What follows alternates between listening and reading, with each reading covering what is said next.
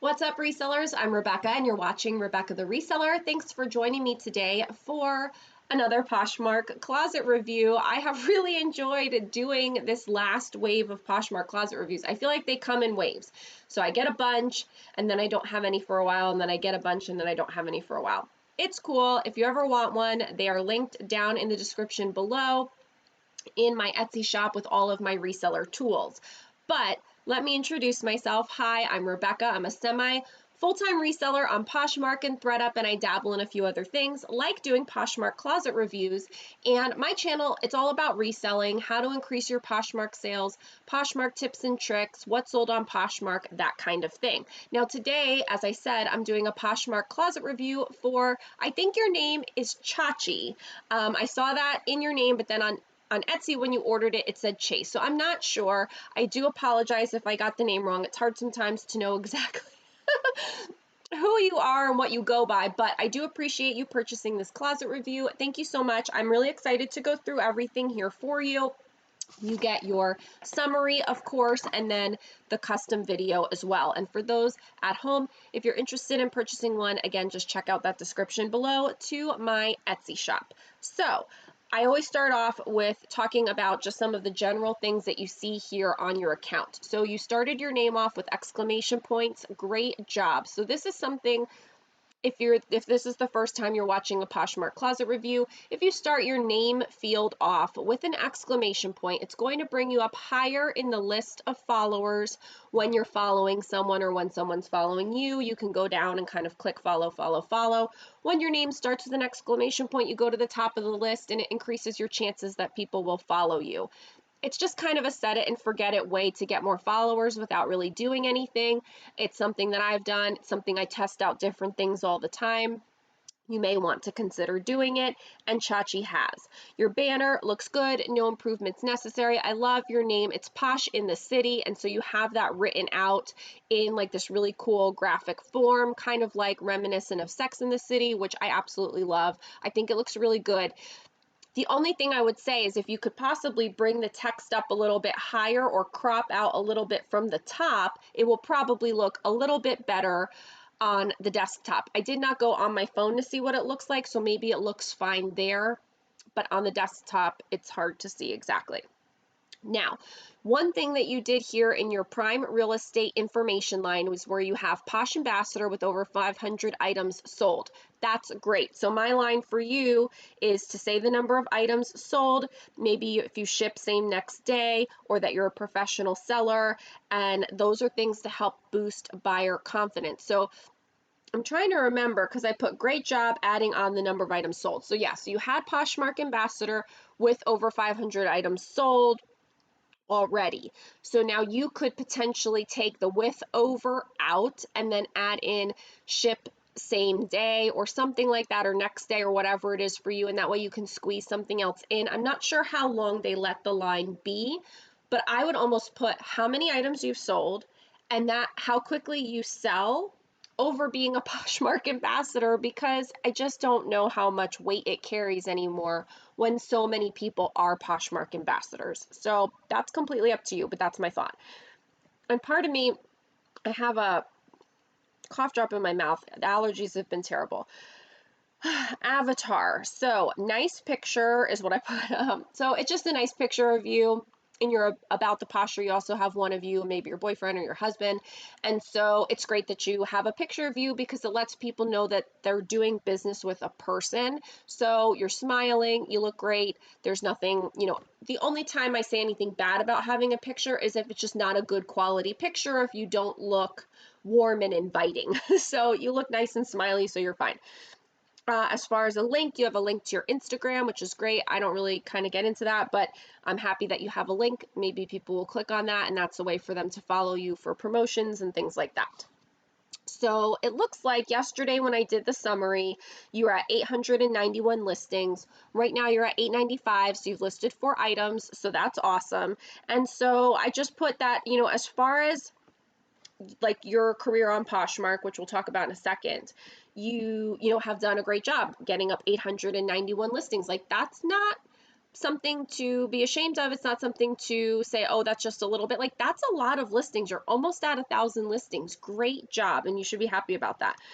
I'm always looking ahead though to milestones that you can celebrate. And so I think you should set a goal of when you'd like to hit 1,500 items and have that milestone ahead of you, so you have something to motivate you going forward and celebrate when you get there. And something I mention every time is just, if you are unhappy with the sales that you are getting, then you want to consider the amount of listings you're putting up, because yes, it matters if you put up desirable items. Yes, it matters what your photos look like. Yes, it matters what the description looks like. All the things that we're going to go through in this closet review. But at the end of the day, a lot of this is a numbers game. And so if you put up 10 items, you have 10 more chances than yesterday for an item to sell. If you have 500 items listed in your closet and now you're at 510, now you have 510 chances to sell today. And if you put up 10 more by tomorrow, now you're at 520 chances to sell. So I look at it like that. I look at every item that I add as another chance to sell. We'll also talk about how to increase the chances of selling those particular items through some of the things we're going to talk about here. So 16,000 community shares. So it looks like you're not really making this too much of a thing, which is good, but just in case if you are, I don't recommend community sharing. I think there's plenty of other things that you can do to focus on your own closet that are sales generating activities for you that are time better spent. So things like sharing your own items, revising listings, relisting listings, listing listings, sending offers, making bundles, running a sale, or sourcing more and better inventory. So just keep those things in mind before you go and start doing community sharing. Now, some people like doing it. Some people just want to be a good, nice person and share the love and karma and all of that thing. If it brings you joy, go ahead and do it. I'm not here to tell you do or don't do. What I'm sharing with you is what I think about things and what I think are bigger priorities and where you should spend your time. But if you really enjoy community sharing when you're just shopping the feed, then do it. It's fine. Just don't expect for it to bring you all the sales in the world just because you're community sharing. It's not going to happen. Okay. Followers, 17,000 followers to almost 5,000 following. So that again just shows you're not spending your time going through and following people to get followers. And that is good. I think, and I'm one of the people that used to do this. I used to follow thousands of people a day. I used to have my virtual assistant follow people for me. I used to think that that was a super duper thing to do. And I have since evolved on that. And now I feel like you're going to get followers no matter what.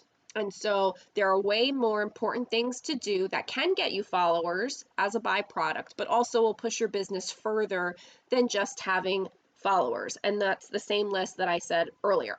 So when and if should you follow followers? I like to do it in the car when my husband's driving, when I'm on vacation, every once in a while when I'm just sitting and watching TV and kind of feeling like, all right, I should do a little something. I know it's not going to immediately result in a sale, but I do feel like sometimes it's good to switch things up and just kind of network around by following people. And when I do, I follow new closets because I feel like that's the biggest bang for your buck.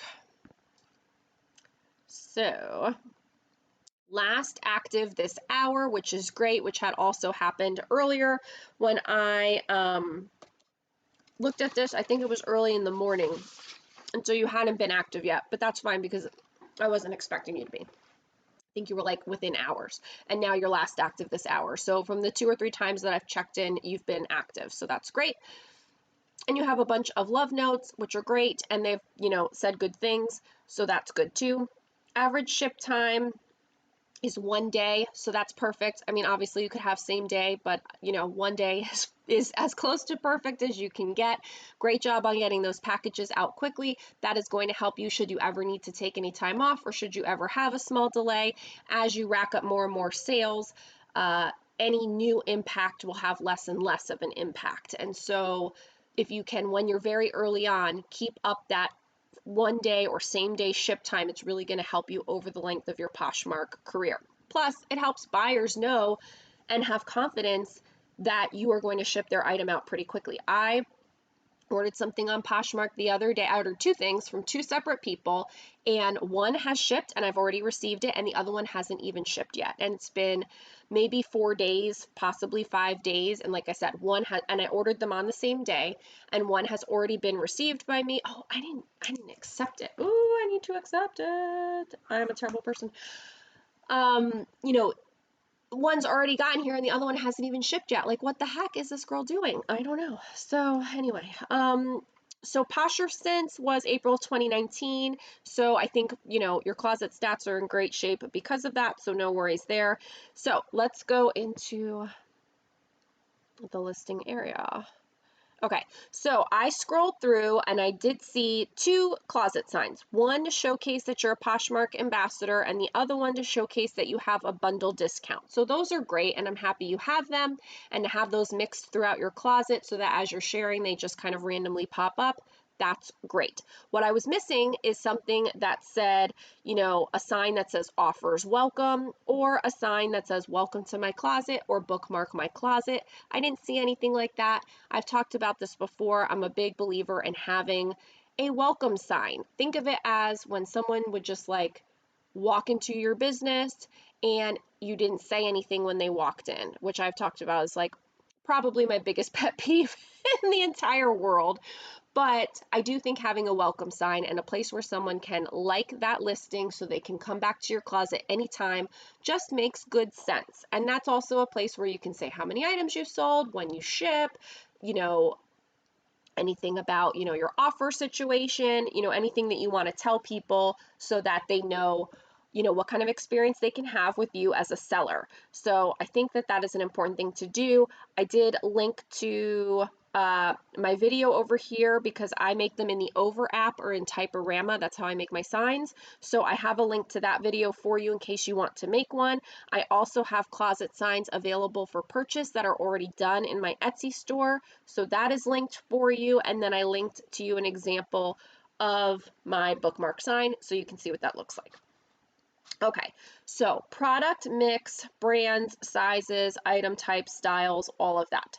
In general, I thought you had a wide range of everything as far as brands, sizes, item types, styles, and like level of formality.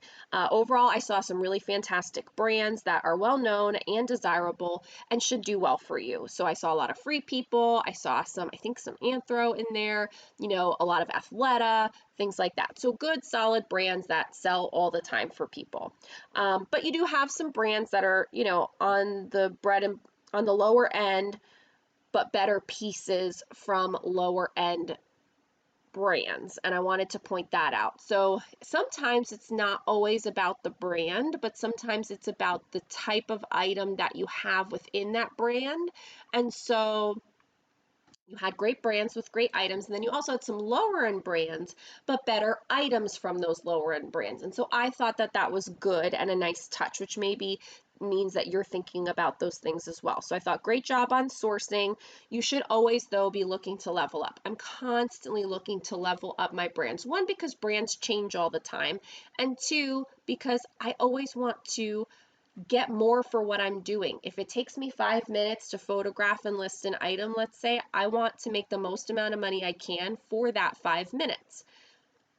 Doesn't mean only have high-end things that are going to take a long time to sell. It's good to have a variety, and I think that you do, but you should always consider trying to, level up. So increase brand knowledge by watching haul videos, what sold videos, and checking on Poshmark sold so that way you can get new brands on your radar. Challenge yourself to find higher end brands that can sell for $50 and higher, because if you can rack up more and more of those, I'm seeing the effects of that now. Having more $50 items in my store means I have more $50 sales. It's just a numbers game. So I think that that's something to think about. And then consider researching some brands that you'd like to sell. Like I saw a lot of Athleta. That jumped out at me that you have a lot of that. I saw a lot of Free People. If those are brands that you really like selling and you feel do well for you and you can find them often, what I would do is go onto the Free People website, go onto the Athleta website, and then familiarize yourself with the current trends, the current pieces, the current items, so that you start to get a feel for what direction they're going in, what's more current, what they're putting out now, so you can recognize a newer piece over an older piece, things like that. And that will help you in your sourcing as well for those specific styles. Also, maybe you find if you want to shop on style and you like Athleta, this, this brand sells well for you and they have a new style, but you also found kind of a no-name brand with that style, maybe that would also do well for you, but at a lower price point. You never know. So in general, let's just go through, like Zara, it's a blazer. So a blazer is just inherently going to have more value than a Zara tank top. So having a bread and butter item like Zara, but a blazer is a good choice. There were a couple other things. Same thing with the dress. Like that's a more substantial dress versus, one of their little teeny tiny things. Prana, that's athletic, so that makes sense that it would be, a tank top. So, like I said, you had lots of free people, a lot of good brands. You have a lot of shoes, which again, overall can do well sometimes even more than clothing because it's a more substantial item overall. People are willing to make more of an investment in it. So we're just scrolling through here. And even like that Mac Studio, like I don't really particularly think that Mac Studio is a fantastic brand, but that's a nice top. It's an on-trend kind of boho peasant top with the eyelet and the bell sleeve. Like that's right exactly what you need. That's a great type of item. So anyway, go ahead. So prohibited items, because we're going to talk more about the items, more in depth soon. I didn't notice any prohibited items. So I'm going to go to just in. So you had some shoes here. And like this, to Sarah, I'm, not a big fan of this particular brand. It's just kind of like whatever, but this is a faux fur black bolero evening cape jacket. First of all, you did a great job with that title and a more substantial thing. Someone may be looking specifically for that kind of item and maybe won't care so much about the brand, and that would be a good particular piece. So let's go ahead and go into this mod cloth one. All right, let's talk about the photos first. Sorry, all over the place. Overall, your cover photos I thought were great because either you have a stock photo, which stock photo, don't stock photo, that's not mine to say. I use them. I know we shouldn't. It is what it is. But where you don't have a stock photo, you removed the background, as you can see here on many items, so that makes them look a little bit brighter, makes them kind of blend in to the shopping experience, and makes it good for Google searches, and is pleasing to the eye. So great job on that. I'm not sure if you are using lighting specifically, but there were a few where compared against the stark white, the item then looked a little bit dark. So you might want to consider photo editing if you're not already, just to brighten up the actual item. Then you can remove the background and that will kind of present it a little bit better as far as the level up. I think it looks just great the way it is, but if you're looking to make an improvement, I would do that. Overall, you present the items well, they look cared for, they look, as best as you can, having them hanging. So I thought that was good.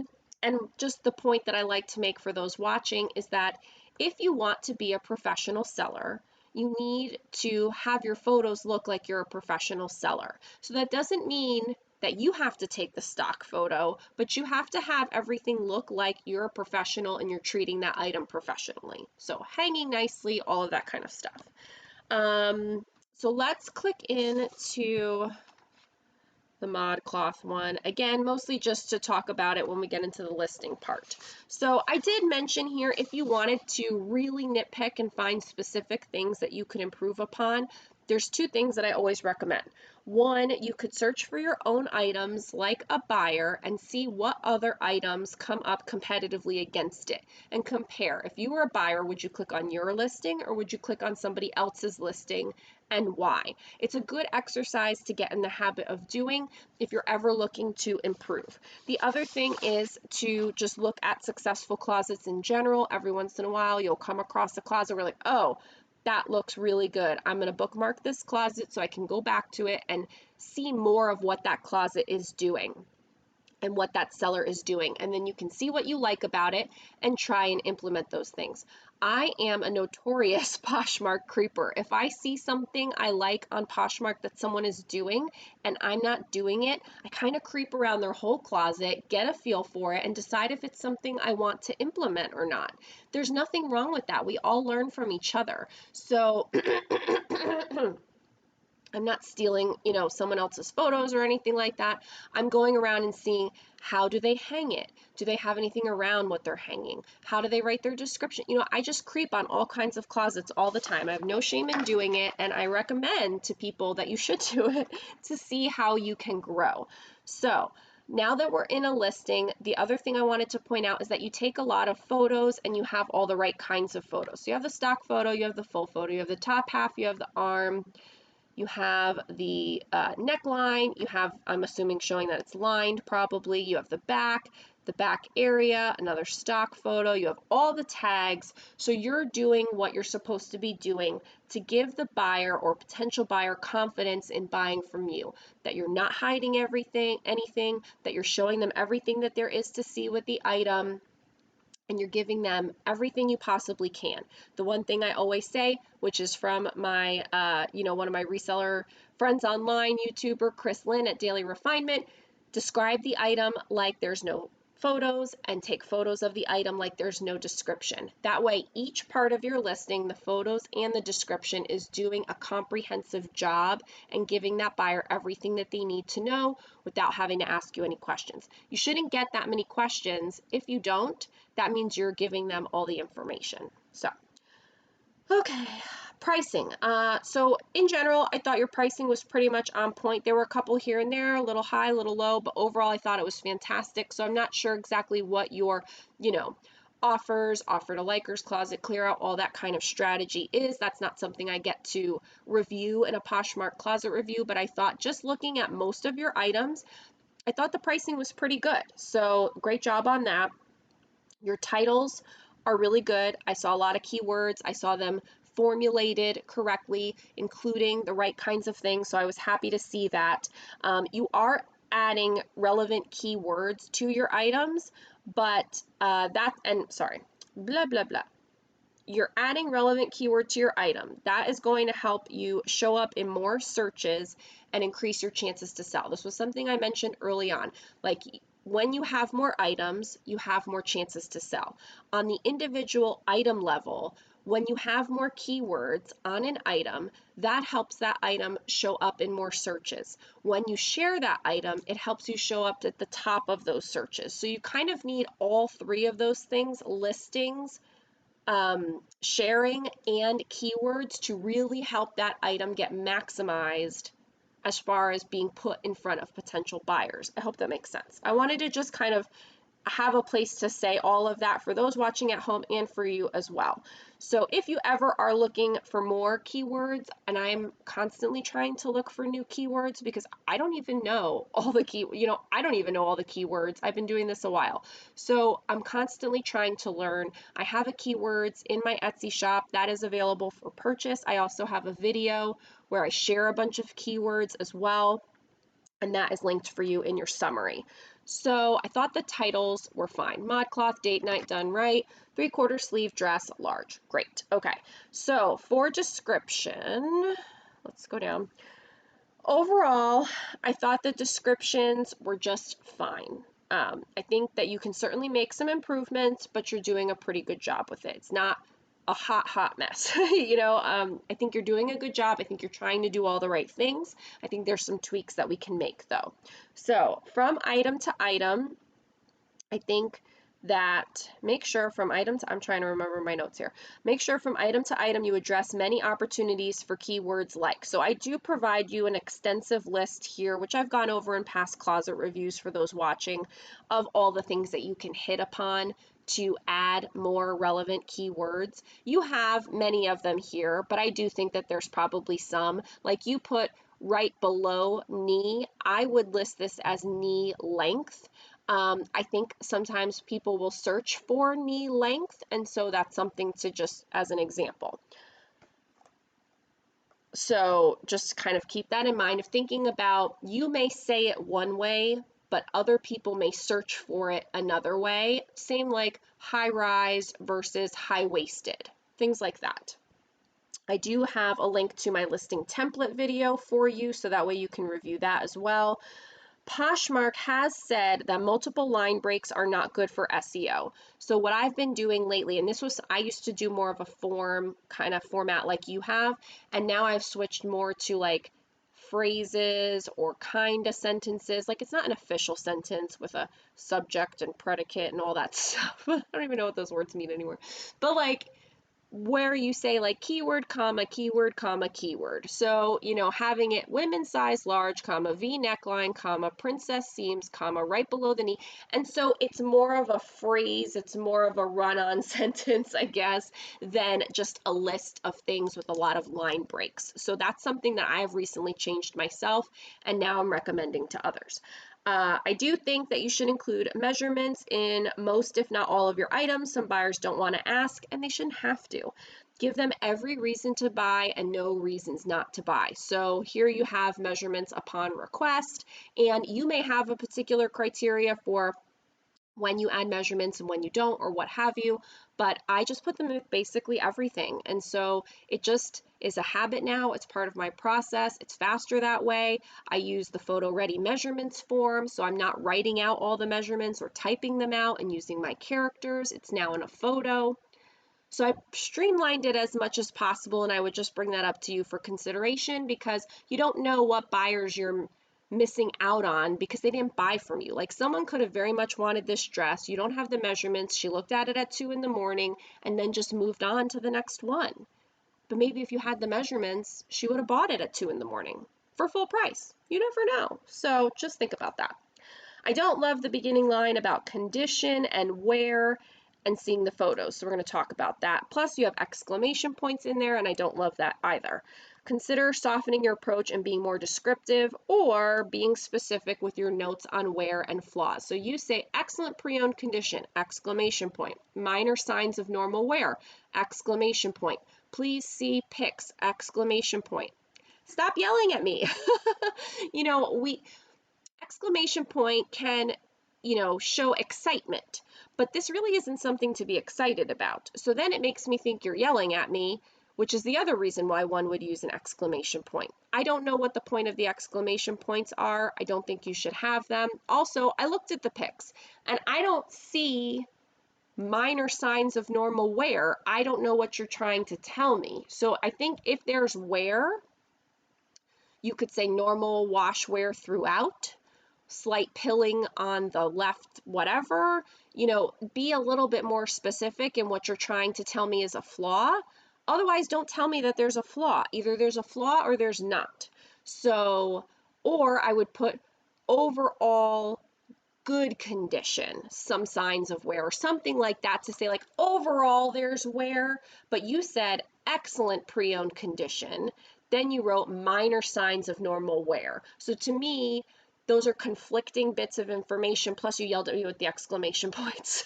I don't really love that at all. So I would, and I also don't like leading with condition, especially if there's flaws too. Like, you could kind of talk about it and then throw it in there. It's not hiding anything. It's not telling them. You're still telling them, but it puts it in a way, like the sandwich method. Give somebody good information, then give them some bad information, and then at the end give them some good information. So you're kind of like sandwiching the flaws in there. And for me, it's not even just when it's flaws. I just don't lead with condition, period. I do other things first. So I put an exciting statement or something cute, cute and cozy or whatever.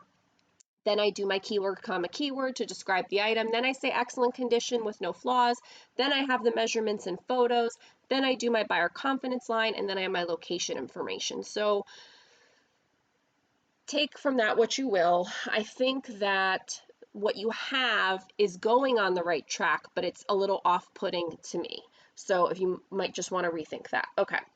Where are we? The format is a little choppy and doesn't read well, perhaps considering a template with a set flow that you move through, cute sentence, description, condition, measurements, salesy phrase, buyer confidence line. So that's what I was just saying.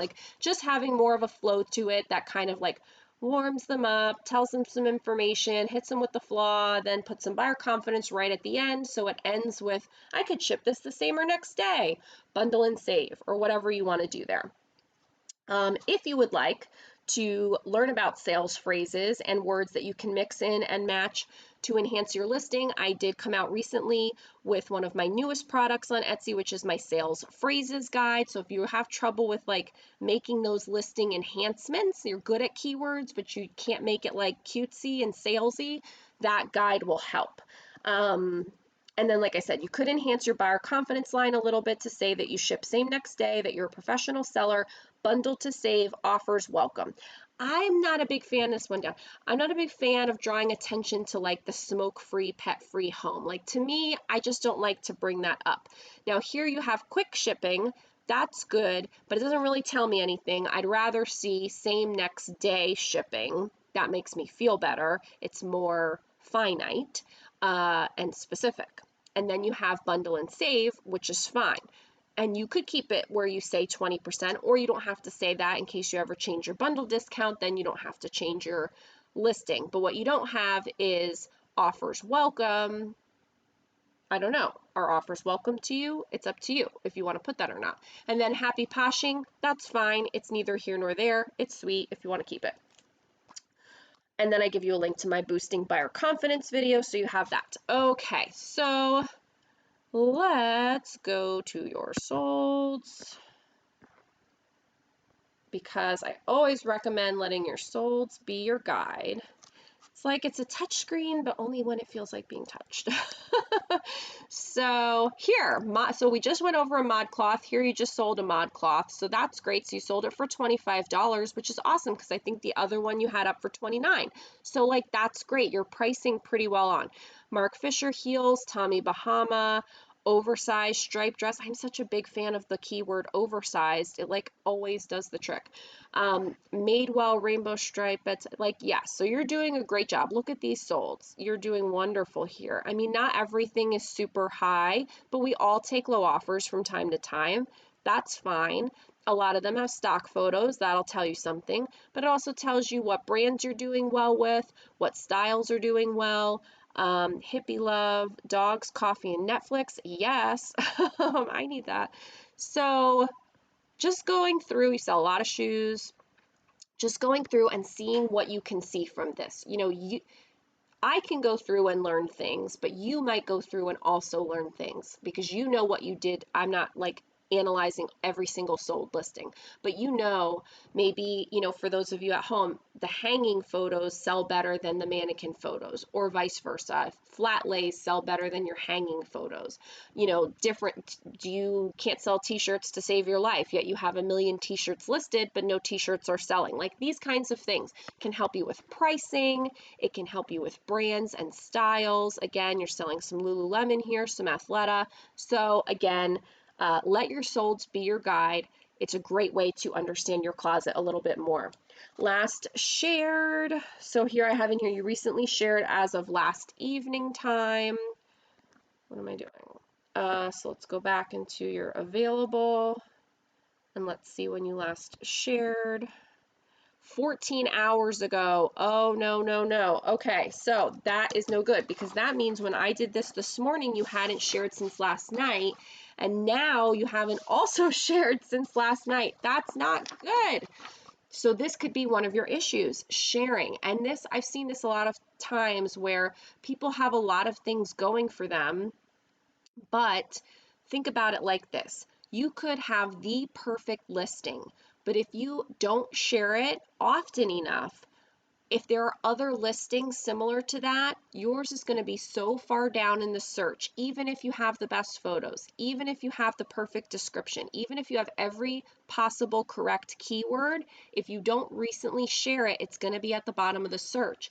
And depending on how saturated that item is, a potential buyer may never see yours. If there's 100 pair of this exact shoe and this exact size, you may never get yours seen unless you recently share it so it shows at the top. So I just put this out there. If you can't share, maybe you have a full-time job or whatever it is, you just don't like doing it, I don't know. If you can get someone that you can pay a couple of bucks, an elderly, relative, a high school student, a kid down the street, their son, like whatever it is, if you can get someone to help share your items, even one extra time a day besides what you do, it could really make a difference in your sales. This is one of the first places, aside from improving what you have with photos and listings and whatever, sharing is like the next most important thing as far as having a huge impact on your sales. So please take a look at that.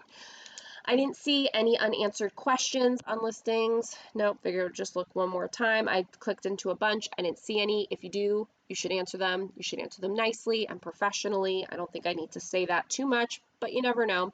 You do have a bundle discount on, which I love, 20% off of 2. That's what I do. And then I will just read for you the final impressions that I have. So your closet is in great shape. I think you're doing a lot of things right. So congratulations.